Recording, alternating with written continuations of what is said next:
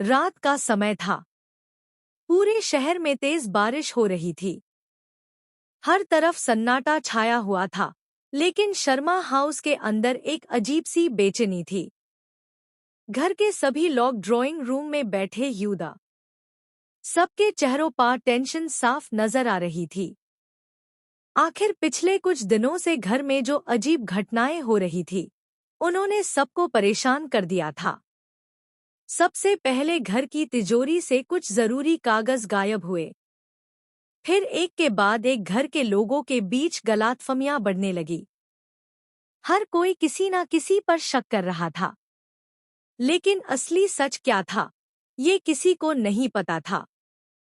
परिवार का बड़ा बेटा अर्जुन सबसे ज्यादा परेशान था। यूं लग रहा था कि कोई बाहर का आदमी उनके घर को निशाना बना रहा है। लेकिन उसकी बहन नैना का मानना था कि गुनाहगार घर के अंदर ही मौजूद है। इसी बात को लेकर दोनों के बीच कई बार बहस भी हो चुकी थी। एक दिन नैना ने कुछ ऐसा देखा जिसने उसके होश उड़ा दिए। उसने घर के एक सदस्य को रात के अंधेरे में स्टोर रूम के पास छुपकर घूमते हुए देखा। लेकिन अंधेरा इतना था कि वो चेहरा पहचान नहीं पाई। उस रात के बाद उसका शक और गहरा हो गया। अगली सुबह घर में फिर एक नई परेशानी खड़ी हो गई। तिजोरी के कुछ और कागज गायब थे। अब घर के सभी लोग गुस्से और डर के बीच जूझ रहे थे। किसी को समझ नहीं आ रहा था कि आखिर सच क्या है।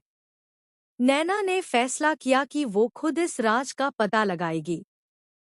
उसने घर के अलग-अलग कोनों में नजर रखनी शुरू कर दी।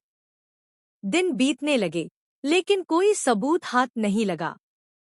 फिर एक रात कुछ ऐसा हुआ जिसने पूरी कहानी बदल दी।